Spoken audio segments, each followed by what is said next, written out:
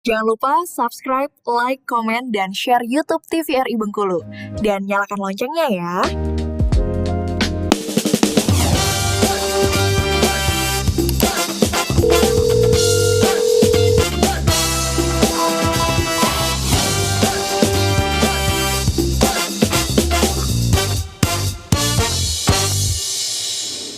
Halo pemirsa, apa kabar Anda dan selamat pagi. Jumpa kembali bersama saya Karo Fahmi kali ini di Dokter Kita TVRI Bengkulu bersama Kita Sehat. Dan hari ini kita akan membahas satu tema mengenai waspada hipertensi pada ibu hamil. Dengan narasumber kita yang pertama ada Dokter Violita SPOG. Selamat pagi dokter. Selamat pagi. Sehat? Alhamdulillah sehat ya. Selanjutnya kita sapa juga narasumber kita ada Dokter Else Gempita. Selamat sore dokter. Sehat ya? Pagi. Oh iya. Oke, selamat pagi. Oke, baik. Nah, kita bakalan tentunya berbincang tentang waspada hipertensi pada ibu hamil. Nah, sebelum kita ke slide tentunya ada pertanyaan dikit ke Dokter Violita selaku spesialis.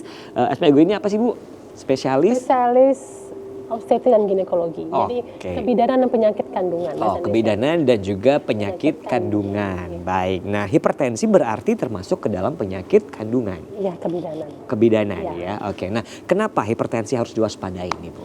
Karena hipertensi ini pertama dia bisa berkomplikasi terhadap ibu dan janin. Bisa menyebabkan kematian ibu, bisa menyebabkan kematian pada janin ya, kalau tidak terkontrol ya. Kemudian juga dia adalah penyebab kedua tertinggi penyebab kematian ibu setelah perdarahan. Jadi ibu hamil, kemudian bersalin dan nifas itu berisiko menjadi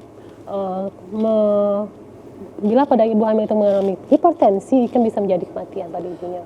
Komplikasinya berat loh ya, makanya harus diwaspadai pada ibu-ibu hamil. Oke, berarti cukup kegawat daruratan ini ya betul, kan untuk yang namanya hipertensi pada ibu hamil. Baik, kalau gitu boleh langsung saja untuk Ibu Violita tentunya menjelaskan tentang slide mengenai waspada hipertensi pada ibu hamil. Kami persilahkan. Selamat pagi, pemirsa di rumah. Pada saat ini saya Dr. Violita berkesempatan untuk memberikan informasi tentang hipertensi pada ibu hamil ya. Oke, slide-nya. Bisa. Tolong pointernya. Oh, sayang ini ya. Nah. Oke. Kecepatan. Ya, hipertensi pada kami atau kepada ibu hamil ya, ada suatu kondisi di mana pada ibu hamil itu dia mengalami tekanan darah tinggi yang melebihi batas normal, yaitu hipertensi. Batas normal adalah 140/90. Kalau dia di bawah itu 140/90 berarti dia masih normal ya. Tapi di atas 14,9, 140/90 itu dikatakan dia hipertensi.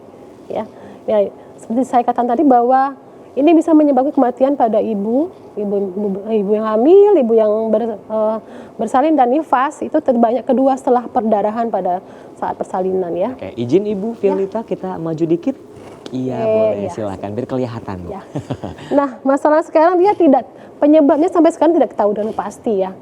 Banyak teori yang disampaikan oleh ahli-ahli, yang paling diterima adalah adanya gangguan pada penempelan benih ke dinding rahim.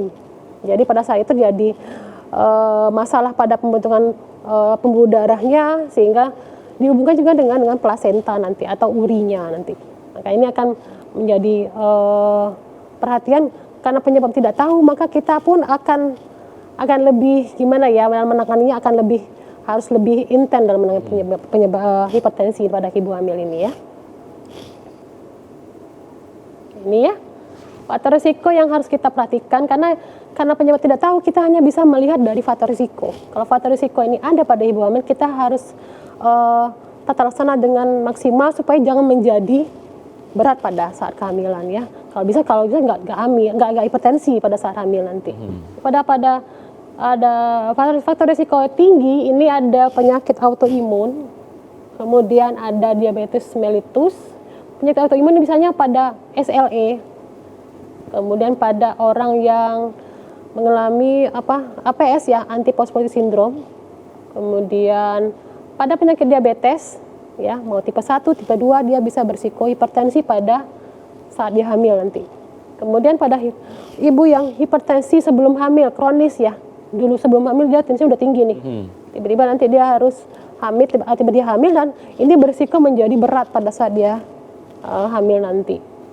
Nah, kemudian ada riwayat hipertensi pada kehamilan sebelumnya. Kalau dia ada hamil pertama dia udah terjadi hipertensi, pada saat dia hamil ada berisiko akan menjadi hipertensi kembali pada hamil berikutnya. Oh gitu. Ya, jadi harus hati-hati. Tapi kita bisa cegah dengan jangan sampai dia muncul pada hamil berikutnya, dan kalaupun muncul akan efek sampingnya atau komplikasi tidak terlalu berat nanti ya. Kemudian ada pada kehamilan kembar. Nah, kehamilan kembar ini resikonya lumayan tinggi ya. Makanya kalau kita ketemu pasien hamil kembar, ya kita harus gimana caranya jangan sampai dia hipertensi nanti gitu. Kita akan kasih trik-triknya, kasih suplemen supaya nanti bisa tidak menjadi hipertensi pada saat dia besar nanti hamilnya. Kemudian ada penyakit ginjal. Nah, penyakit ginjal juga berhubungan dengan hipertensi. Kalau dia ada penyakit ginjal sebelum hamil, kita harus lebih hati-hati lagi karena ginjal itu berhubungan dengan hipertensi ya. Kemudian ada resiko rendah. Nah, resiko rendah ini dia ada usia di atas 35 tahun ya. Memang kalau umur 35 ke atas sudah mulai usia yang 40 tahun ke atas apalagi ya. Biasanya kalau tanpa hamil pun tensi udah tinggi ya. Apalagi kalau udah dengan hamil tambah berat biasanya tuh. Tapi mudah-mudahan dengan pencegahan kita bisa akan lakukan nanti. Kemudian riwayat hipertensi pada saudara perempuan dan ibu. Kalau dia ada keluarga lain yang mengalami hipertensi pada selama kehamilan, dia beresiko menjadi hipertensi juga pada saat hamil saat itu. Oke, berarti keturunan ya? Bisa, tapi memang karena tidak tahu penyebab bisa jadi karena kita hanya melihat tren pada saat itu, maksudnya penelitian sebelumnya bahwa kalau ada keturunan, ada kalau orang tua atau saudara perempuan yang hipertensi, dia akan lebih tinggi menjadi hipertensi pada saat dia hamil nanti.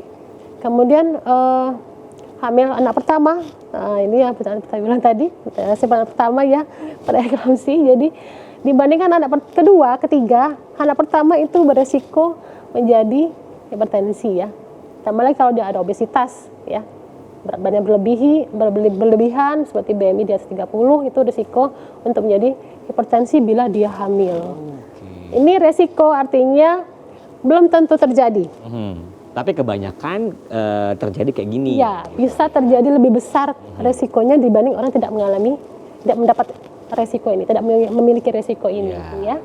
Nah, ini yang harus kita perhatikan terutama pada ibu hamil. Kalau ada ini itu harus waspada dan kalau bisa hubungi dokternya biar dapat diterapi suplemen atau terapi untuk pencegahan jangan sampai dia memberat pada saat kehamilan atau mencegah jangan sampai terjadi hipertensi pada hamilnya ya.